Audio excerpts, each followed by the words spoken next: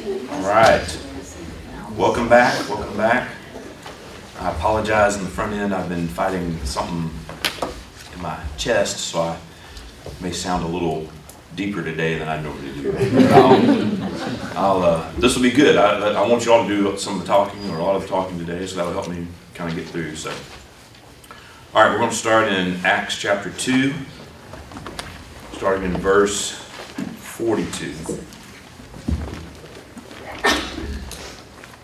They devoted themselves to the apostles' teaching and the fellowship, to the breaking of bread and the prayers, and awe came upon every soul. And many wonders and signs were being done through the apostles, and all who believed were together and had all things in common. And they were selling their possessions and belongings and distributing the proceeds to all as any had need. And day by day, attending the temple together and breaking bread in their homes, they received their food with glad and generous hearts, praising God and having favor with all the people. And the Lord added to their number day by day those who were being saved. Let's pray. Father, I just thank you for your word, for sharing a picture of what living in Christian community looks like. The early believers there in Jerusalem, they fellowshiped together, they prayed together, they worshiped together, devoted themselves to sound teaching, and it says, awe came upon every soul. Father, may it be that way here at Cornerstone. May we see many wonders and signs. May we have unity in the body and be willing to share with each other so we can build glad and gracious hearts. Ultimately, as a testimony to a lost world that's around us, and that many would be saved and added to your kingdom. I'm thankful for this class, their willingness to show up early every Sunday morning to learn and discuss and share testimony. May we all be blessed and our hearts shaped to be generous towards each other, to the church, towards others in our community and around the world. And then you receive all the glory for the good that comes from it. In the powerful name of your Son, Jesus. Amen. Amen. So I missed you guys. I was able to watch Lee's class, and sounds like, come on in. All right. Sounds like you did a great job reviewing chapter 8 from the book, as well as a challenge from 1 Corinthians chapter 3. It really helped helped open our eyes to what Paul shared and how we could understand that in today's context. Then we had a couple of weeks around Thanksgiving. Hope everyone had an opportunity to focus on all the things you're thankful for. I know our family was able to. We spent some time traveling and with close friends and family. So we've got 2 lessons left. I want to take today to finish up some items from the book. Then we'll spend some time asking some questions, both some ones that I want to provide you to ponder on for next week, as well as any questions you may have. I know Kristen's got one. She's going to fire up here. Next week, we'll finish up with a quick review of key points from the book and then focus primarily on those questions. See what everyone's thinking and what are the questions you may have. I've already had some people give me some, so I've got those. We'll go over those as well. But if you have others, again, feel free to text me or call me. That's my number up there on the board. Or see me after class, and I'll be sure to cover those next week. All right? That sound good? Good plan? All right. So today, I want to start by finishing up an area that the author covers toward the end of chapter 7. That was the chapter around saving. We just kind of ran out of time last time to cover it a few weeks ago. But I thought, at least for myself and our family, it was an interesting area to discuss. The authors bring up the idea of leaving an inheritance. So, as I kind of thought through this through the years, I think there's a lot here that's been passed down through generations, whether on purpose or not, around the idea of leaving an inheritance to one's children.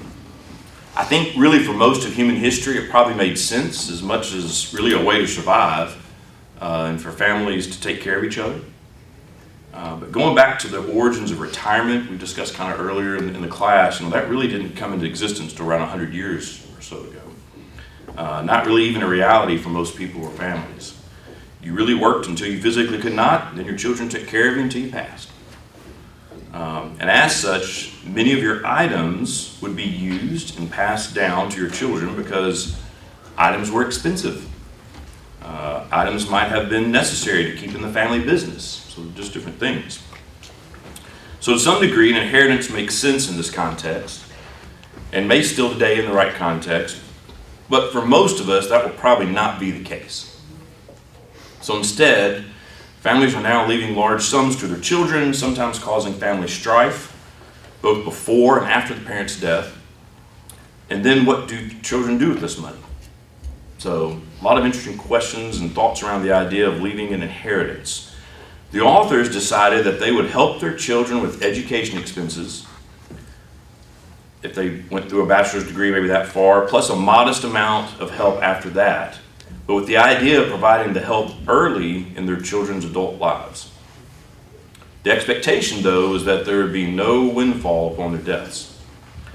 They wanted to involve their children in their generosity as they mature, providing a rich spiritual heritage of giving, an inheritance that can be passed down through generations. The authors were influenced in particular by one of their case study participants that they mentioned in the book. That person planned to put each of his children through college, assuming they demonstrate the aptitude and character to warrant such an investment. If they live their lives with godliness and wisdom, he then plans to help them with a down payment for their first home, and that's all. He plans to clearly communicate to each of them that this money they receive early on will be the entirety of any inheritance that he leaves them. The authors noted that children benefit from receiving the wealth transfer early on when it's likely more needed, and the clarity of the process is a huge benefit. So, from this point forward, or that point forward, the parents have essentially fulfilled their obligations to their children. They raised them up in a Christian home, provided good educational opportunities, and helped them become established as mature adults in society. From that point forward, the responsibility for further growth and development for each child will be their own. I think I've mentioned here in class, sadly my girls, I think were in here when I mentioned it. No, I'm just kidding. We're strongly considering something similar to that for our girls. We want to help with their education, try to minimize the amount of debt they start their adult life with, help with either graduate school or a house down payment, and then make sure they understand that we want to work to give away as much as we can before we die. And even let them help us by being involved in how that could work. The hope is it will allow them and their families to each work hard to build what they want to as far as wealth and giving, which will be good for them, and to take away, hopefully, any strain or stress over who gets what when we die. Although if y'all have something particular that you want to do. I do have some UT stuff that would be probably good. If you can take the time to think through and calculate what you expect to save and have available for your later years in life, you may find you will end up with more than you likely need. This can be a very freeing exercise that can allow you to put more resources and planning around giving now versus leaving a large amount to children or even to charities when you die. Wouldn't you rather see the impact that your gifts would have both on your children, maybe grandchildren, as well as to the church and other charities while you're alive than when you're gone? The authors do note, as with most things, each case is dependent upon family situations. You may have children who require special care even into their adult lives. You may have concentrated business equity or land or other liquid assets that present special problems. Given the right scenario, passing a family business or farm to heirs could be a logical choice, but with much thought and prayer and wise counsel. So, any thoughts around this? It's just, if there's anybody thought anything around that, or what's your gut reaction or original reaction? Any thoughts? I've shocked you all into quietness. That's good. Either that or you all agree, so that's good. I think the idea of helping people prepare for helping your children prepare for work is important and a worthy task. And as you mentioned, the idea of providing in the in the Israelites' context, farm animals, pasture, whatever it was that they would use to sustain themselves. And I think that's the idea behind the education and that's good. the skills to maintain that. I also know that sometimes lives are cut short, and so there's always these situations where you may die before you had plans to, right? So, That's right. Good point too. Yeah. yes.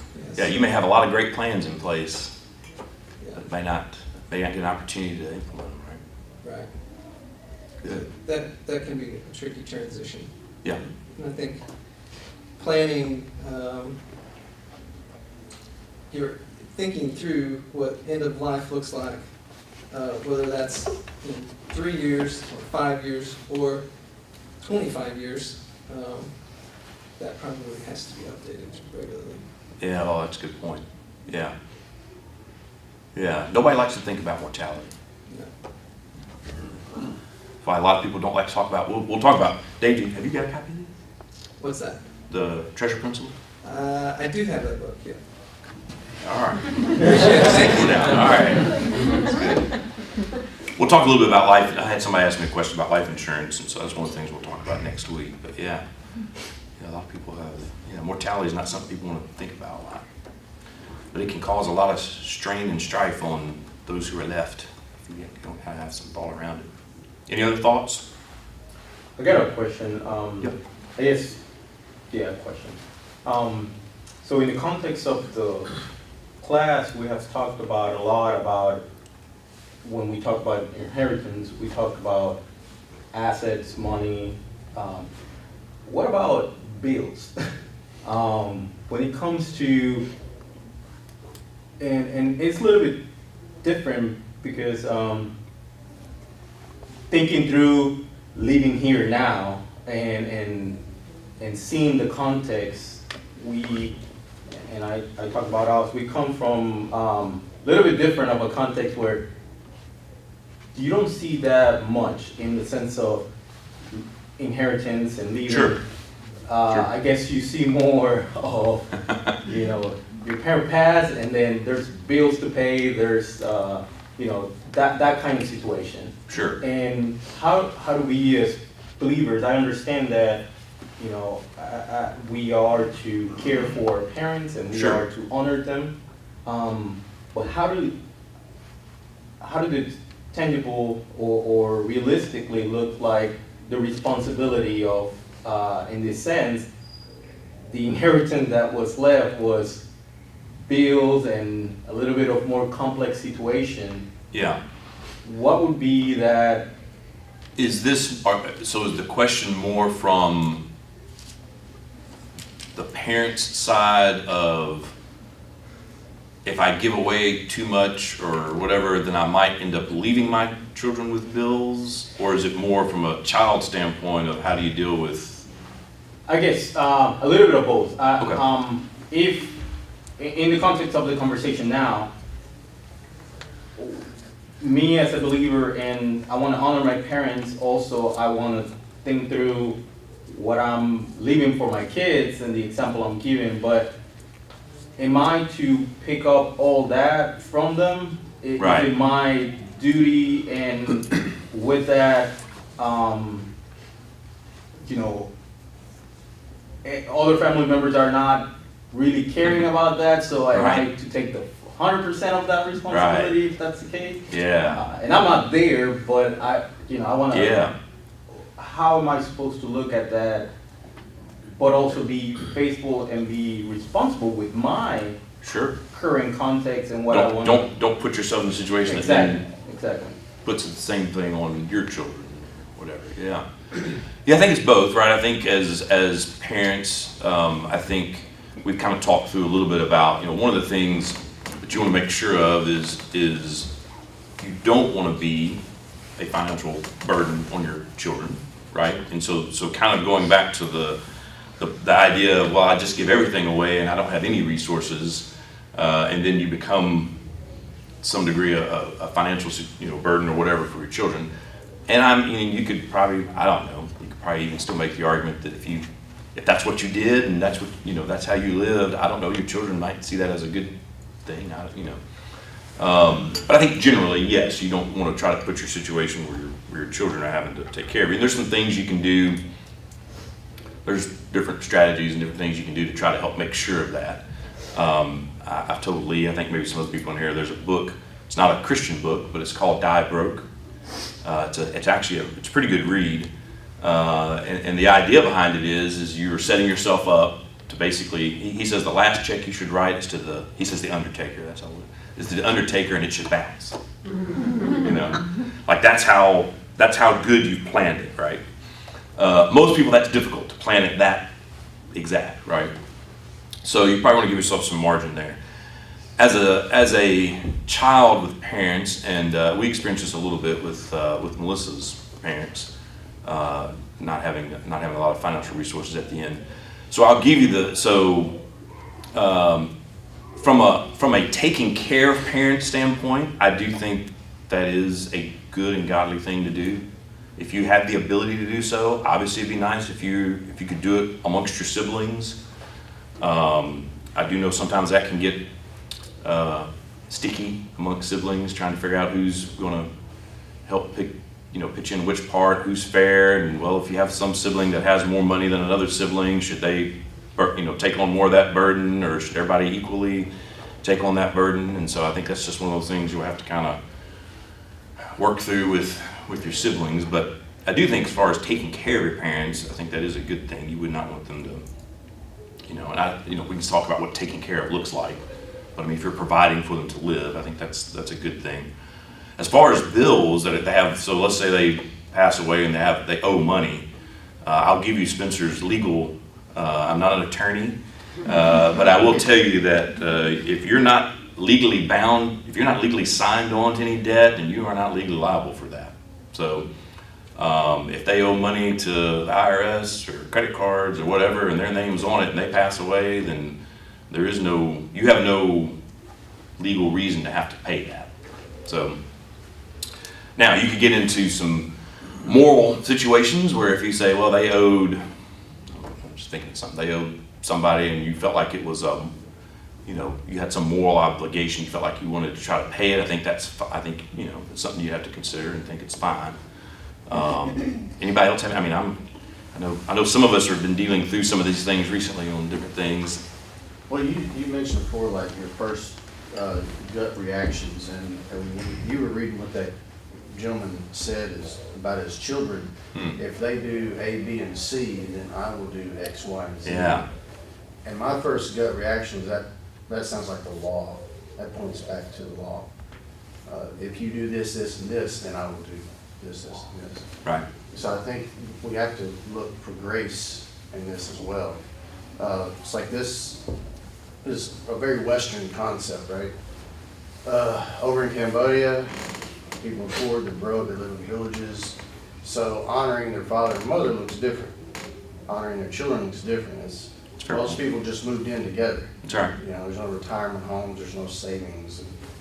So those are just some of my first thoughts, like where is grace in all this? Yeah. Because I think we have to be careful if we say, I gotta do this, this, this, and this to set my children up and family up, and it can stress you out, Yeah. Where's the grace in all Yeah. that? That's good. No, yeah, good word. I don't have it all figured out. No.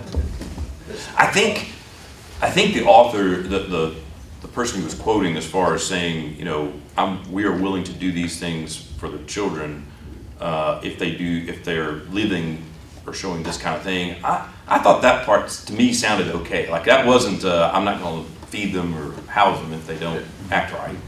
I do think, a college education is not a given. I feel like you should, if a child wants to get educated through college, there are definitely ways they can do that on their own. I see it a lot in my work.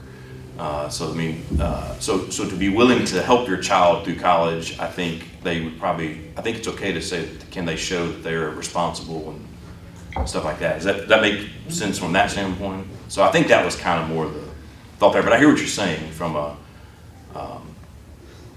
yeah, that's good thought. Anybody else? That's good. Yeah. Any other thoughts around that? Did that help? Is that helpful? Yeah, Here? yeah.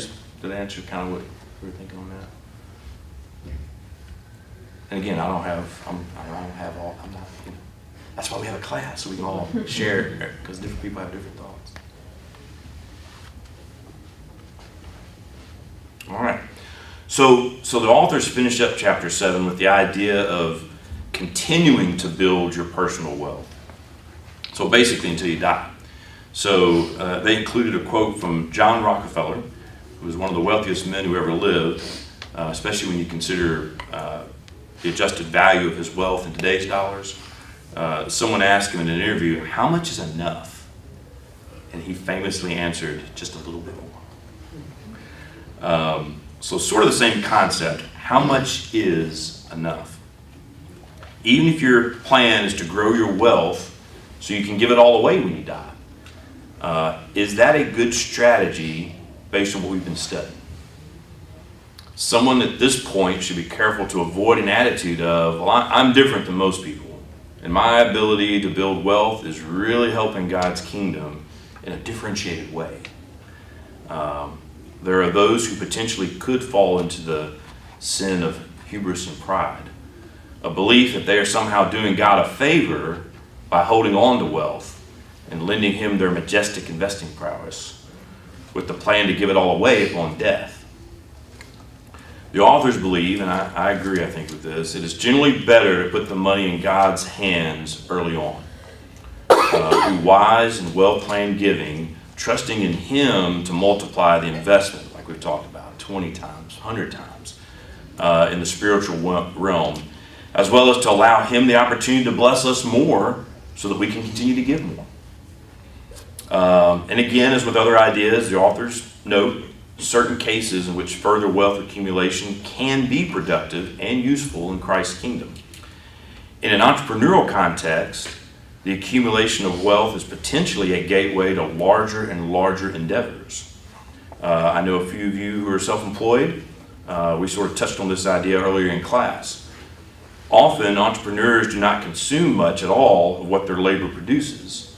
Rather, they minimize their lifestyle, spending and reinvesting back into the business or even new businesses. The critical test in such cases, then, is whether the illiquid business wealth is viewed as mine or as God's. Such a choice should be made quite carefully and prayerfully, subject to the input, hopefully, of a team of some godly advisors. The authors do suggest a practical way to determine if your family's lifestyle is appropriate and God-honoring.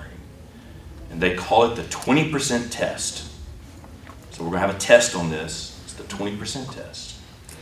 You start with your overall monthly or average monthly spending level. So what you spend, not what you make. And you ask the following 2 questions. First, if you increased spending by 20%, what would you add to your lifestyle? If you increase spending by 20%, what would you add to your lifestyle? Are these new additions worthwhile? Are they enhancing your ability to live out your calling and to honor God? Are they worth allocating funds to? When the same funds could be saved up or given to build Christ's kingdom. And you say, well, gosh, 20%. I don't know. Hopefully over time, as you either, especially if you're younger, as you're going, you get raises, you get different jobs, different things happen. So there will come a point in time in life where you may have 20% more to spend than you do today. And so I guess the question is what are you going to do with that, right? And then the second would be is if you cut spending by 20%, what would you eliminate? Would keeping these things be worthwhile by the standard that we just stated above? Right? If If you cut spending by 20%, what would you eliminate? This exercise may require careful consideration. Take some time to sit down together, especially if it's a family or a spouse, and write out the implications of it. Careful evaluation of one's budget is a required act of sound stewardship. The dreaded B word, budget. Yes, but it's true. If you don't know where your money is spending now, it's going to be a lot harder to find ways you can trim spending or reallocate to saving and giving. And consistency is the key. I know many people, having worked with some different ones, who've worked up an initial budget, some really detailed, which is great. But then after a few months, they stop tracking and then find themselves falling back into old habits. It is not easy work to do. It's not easy work to keep up with a budget and try to allocate where the money is going. But it's almost essential in order to be a good steward of the resources God has blessed your family with, if you want to make sure that you're able to allocate things correctly. So after the consumption decision has been made, allocate your excess cash. Maybe you're looking at it going, well, maybe I can cut some percentage here or there. Allocate your excess cash with prayerful wisdom, taking into consideration your stage of wealth accumulation. So remember the 4 stages we covered earlier in the semester, as well as consider the needs of your church and your personal desire to give. Early in life, saving may take priority as debts you're trying to eliminate. As you move from being a debtor to an investor, your focus should shift toward more substantial levels of giving. As you reach the basics, we kind of remember we talked through the four things, we had the basics that were there, and possibly approach financial independence, giving should absolutely take center stage, so that by the time you reach your own personal wealth finish line, your generosity can overflow from a generous and thankful heart. And again, remember, each person's giving plans should be open to the guidance of the Holy Spirit. If someone is led to give away a huge amount early on, don't let this framework stand in the way. We can always find ways to justify higher spending and higher accumulation of wealth. The purpose of this biblically based framework is to carefully consider how much is enough. And if we let the Holy Spirit lead us in this area, the impact on our church, our community, and our families can be tremendous. The authors close out chapter 7 with a quote from one of their survey respondents who they believe captured the tensions of stewardship and the call to give in a beautiful way. Here's what he writes. Our wealth is not really ours. It is something over which we are stewards. It is also a danger to our faith. A theme throughout Scripture is the spiritual danger that rich people face. As such, we must be willing, as Jesus counseled the rich man, to give away all we have to the poor. This is difficult because as humans, we always want more. And we tend to think that if we just had a little more, then we could give the rest away. We must recognize and fight against this tendency of planning to give at a later date rather than giving now from what we have. We also must fight against the temptation to believe that we have somehow been bestowed this wealth because we deserve it. That is a spiritual danger most profound. It is not something we deserve. It is something with which we have been entrusted, and we need to use it to change the world, not to make ourselves more comfortable. All right. Any other quick thoughts before we move on to chapter 9? Well, obviously we did good on chapter 8, so. I have a thought. All right, come on. And this is a hot take. I'm gonna have Dave Dahl come attack me afterwards, so. He's way in the back. He'd have to jump the road. Okay, he'll have to go through a few people. And Dave has actually helped me and Ted try and be more disciplined in budgeting. Anyone who knows Ted and I know that neither of our personalities lend themselves to that sort of discipline. And kind of like you were saying, this idea of always waiting until you have a little more to give. I remember you saying earlier in class that you can't really give effectively if you don't have an effective budget and plan and know how things are going. And for me, that would be a block to giving. Is this idea that, I've got to get it all together, and I've got to make a plan, and I've got to do this and that.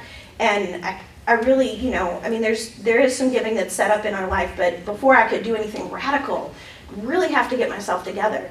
And I have been challenged by this class a lot, and I do have some work to do on getting a more disciplined budget in place, but I had an opportunity to give, and I didn't have time to figure out, well, how does this fit in, and is this budgeted, and what about this and that? I just gave. Yeah. And the Lord was so kind to me in that, Yeah. both in the joy that it gave me, and even in just saying, I don't know, I'm always struggling with the idea of wishing that I was the kind of person to whom that type of thing came more naturally. And I'm just not. And that doesn't mean that I can't be disciplined and that I don't need to push myself to be more disciplined in that. But at the same time, it just gave me great joy to say, Yeah. I mean, in some ways, this is the way I spend. So this is the way I'm going to give. I'm just going to give, and I'm Yeah. going to trust the Lord. And I don't know. So I would want to challenge. Probably there's nobody in the world like me, and I'm just the only one who can do it. But I'm so thankful that that didn't hold me back. Yeah. So again, Dave, feel free to give me a call and we can talk. Well, so a couple of thoughts there. I know some of your income is self-employed income, right? So it is a little harder to try to plan and say we're going to for sure do this when you're not even quite sure what the. And I know there's several folks that kind of probably have that same thing. Right. No, I mean I think as we've tried to say in the class, I mean ultimately the heart behind wanting to give I think is the most important thing, Right. and it sounds like that's being effective or like that's happening. You know? So I mean that's I think maybe it's to me the heart behind it has to be the first part, right? And if you have the heart behind it, you'll give. And then if as you're able to, you'll try to figure out the budgeting behind it and the optimal ways of doing it and that kind of thing. Right. But you've got to have the heart behind it first Yeah. to do it. Is that? So I don't. So hearing you say that almost makes you think when people talk about like I can't become a Christian until I get everything cleaned up, right? And no, don't just start giving. Well, and in the same way that I do tend to spend more spontaneously, it was a joy, and that is just naturally kind of how. Yeah, how did it make you feel? Maybe that's a It good gives me way. so much joy Yeah. to feel like I don't have to get I just want to give, and Yeah.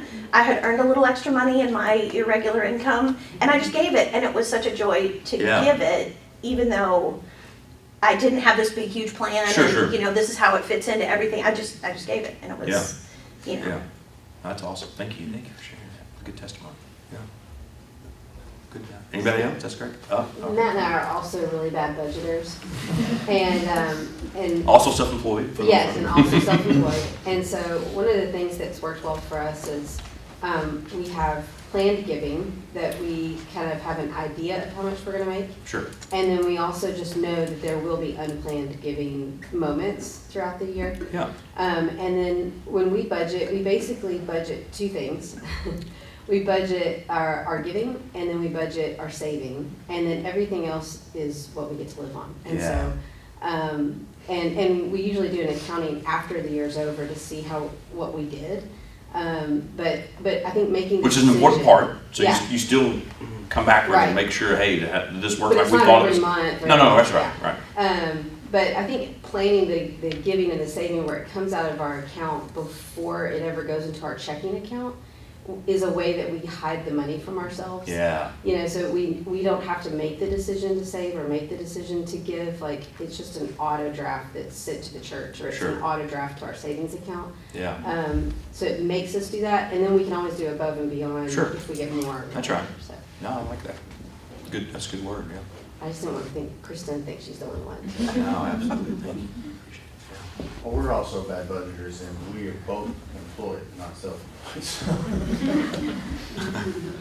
So Yeah. one thing I was going to say about inheritance, not only on the giving side, but would be on the receiving side. So Mhm. it might even be a bonus, or you have some extra money come in. Wow. Yeah. What are you going to do when you get it? Yeah. So Have you thought about it make a some degree. I plan mean, you don't wanna- beforehand. Yeah, I mean, but- Like, if I was to get some kind of windfall, whether it be inheritance or a bonus, or you sold a house that you weren't Right, expecting or to, have a job that you weren't expecting yeah, or something. then how will I spend that money? Yeah.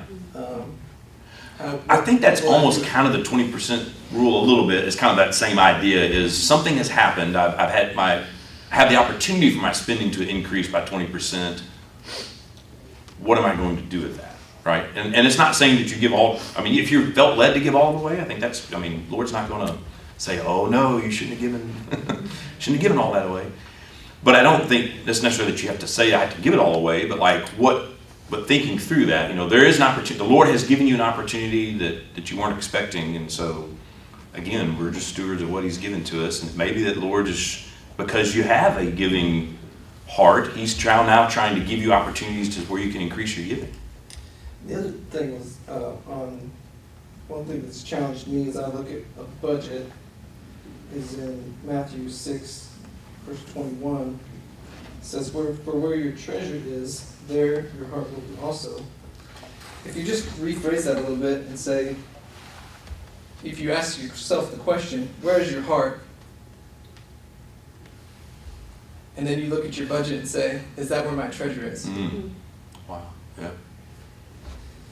Yeah. Well, kind of that same. I think I said before one time, if you give me your check register, which I know people don't have those anymore, but if you give me your check register, I can pretty much tell you where your priorities are. It's kind of the same thing. If I saw your budget and saw how you're budgeting, I can pretty much tell what priorities you have. Yeah, it's a good word.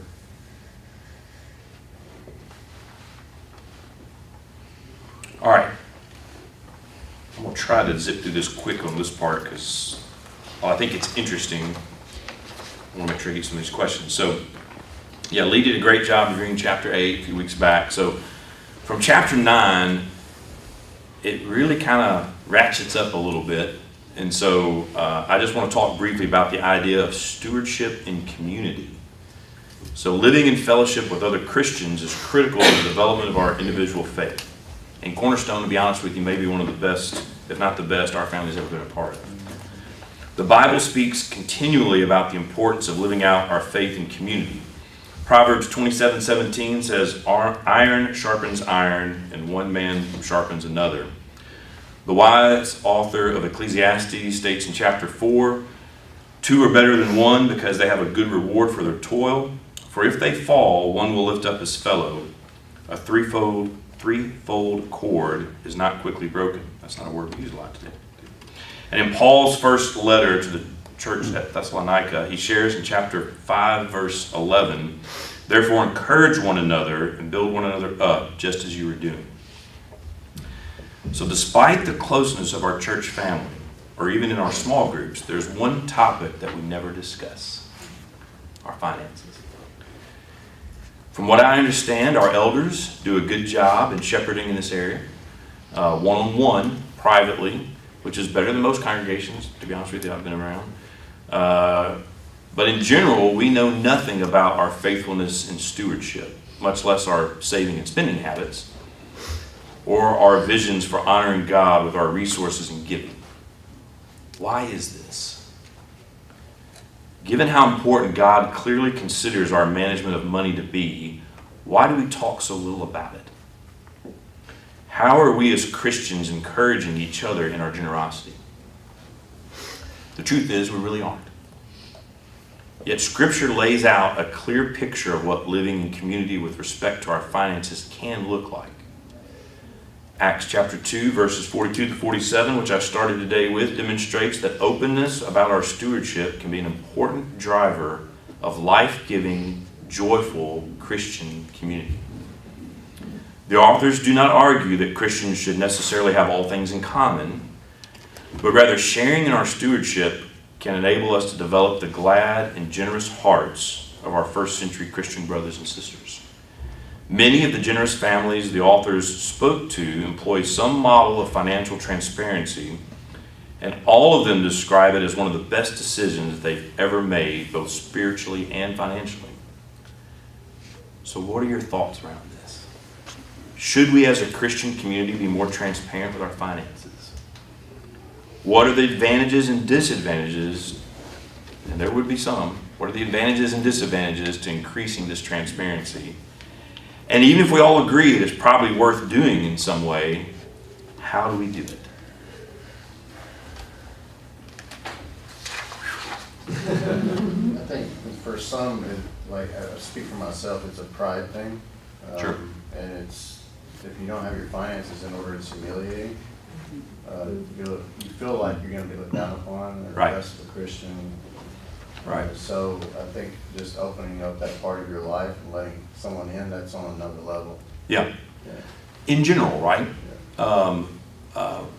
We probably all have testimonies we could share of things, not just financial, but just in our lives that we probably are struggling with or have problems with.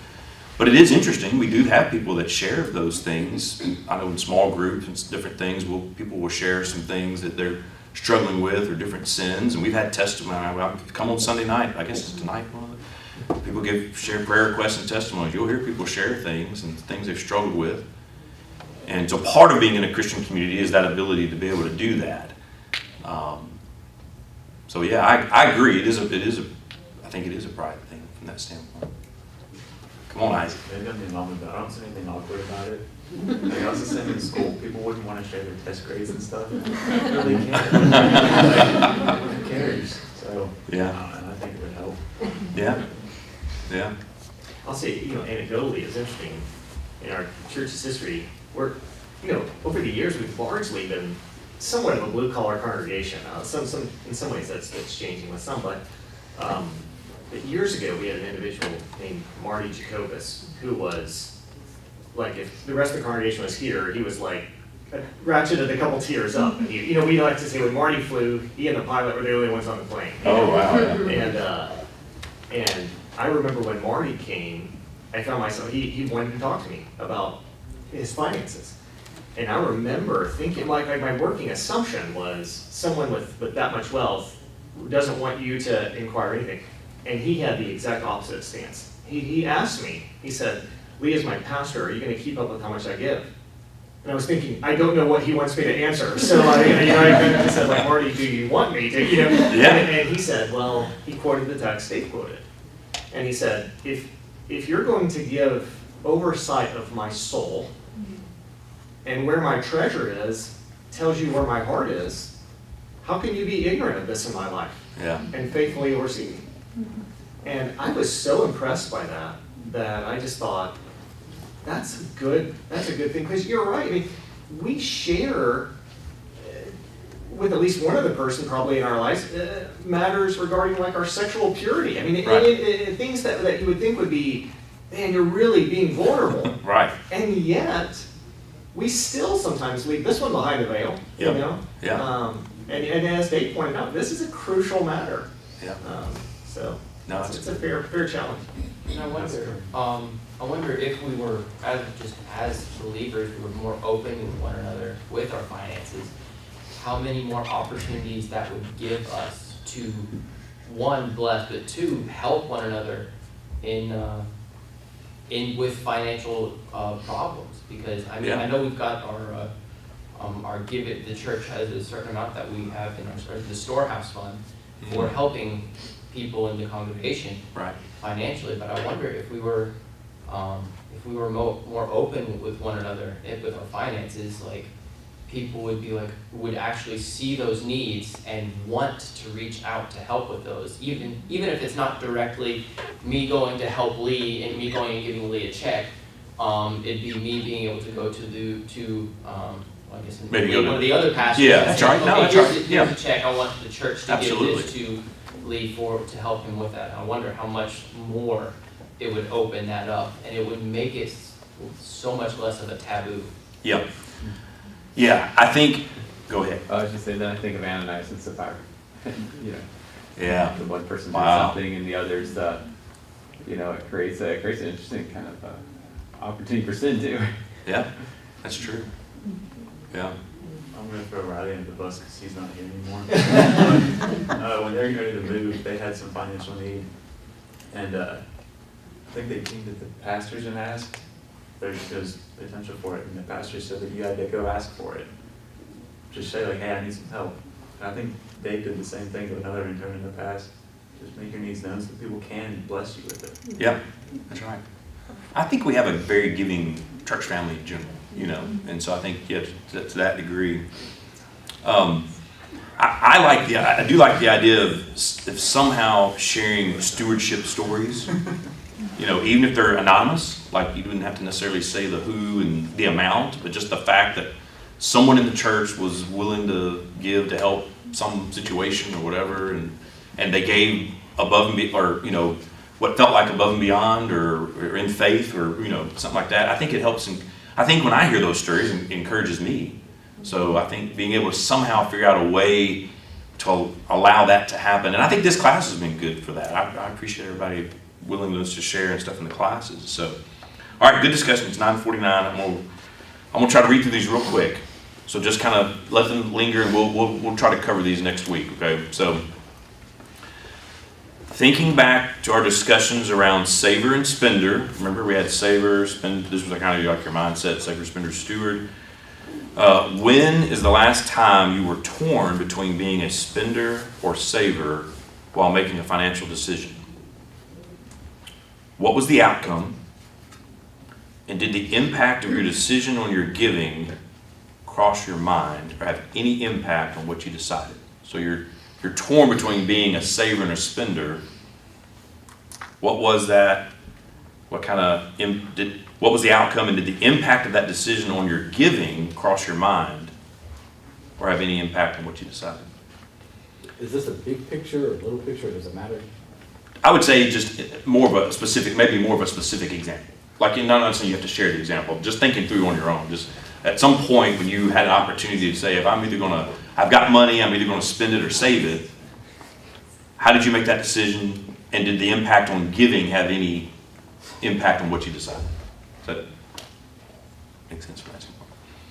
If you're a self-diagnosed spender or saver, what steps would you like to take to be more of a servant? Well, this is a good one. Is the American dream biblical? And if so, what aspects of it? Would you ever consider implementing, the good news is this is being recorded, so don't feel like you have to write all this down. You can just go back and watch the recording. Would you ever consider implementing a spending finish line or a wealth finish line? How would you go about setting either of those? And obviously be sure to compare with your spouse if you're married, because that could get awkward if you don't. Think about the current consumer debt that you have, if any. Do you agree that giving should be more important than paying off this debt as quickly as possible? Why or why not? How do you currently organize and implement your charitable giving? How might you do so in an ideal world? Assuming you're not already doing that. Do you feel called to a specific ministry area? Think outside the church, so Birth Choice or Care Center or whatever that looks like. How are you currently supporting this ministry? And then finally, based on the discussion we had today, would you be interested in giving in community? And why or why not? Would you be interested in doing something like that, and why or why not? All right, it's 9:52. Any other questions, comments, quick? I know Lee's got to run. Anything else quickly? Spencer, I was going to say real quick a minute Yep. ago, I remember years ago, John and I were talking to his sister and husband just about finances, not specifics, but I remember saying how, yeah, I mean, I can name on two hands, like just couples that we could go to and just lay everything out and say, like, does this look okay? Like, what do you think? And they would do the same. And I remember his sister and brother-in-law were like, what? Like, what kind of church do you go to? Like, it's so weird. But I think developing also just really natural habits. I mean, I can think Kristen shared this story with some of us, and I was retelling it to John, like in tears, just celebrating this you know, what God's done in our heart through like just teaching her to have freedom in giving and joy in giving. But then. And then you were able to share it with John. Yes, but then also like little things throughout life, like, hey, this is a challenge right now. I feel like just really being open and honest about, hey, this has been a difficult season and we've had multiple expenses come up. I mean, I can think of a friend recently, it's just one thing after another. And then we get to rejoice in celebrating how God has provided. And then, Wow. and sharing, and I know you want to be careful sometimes in sharing what you give because you feel like That's right. it's like, Yeah, that's oh, right. look at what we've done. But then to get to celebrate that with each other, and it just spurs us on to give all the more. And then I think even when God does give us gifts, sometimes it's hard to enjoy those gifts. And having friends that are like, it's okay to like, you know, Yeah. God gives us the gifts and He gives us the ability to enjoy it. But having like just living in life like that. So I don't know. It's just I've been so blessed by it here. So Good. Thank you. Appreciate it, Carl. All right. We'll see everybody next week, final week. Come ready with questions or answering questions. And I'll do a quick little review just of the book. I hope it won't take more than 10 minutes or so. And we'll spend the rest of our time on questions.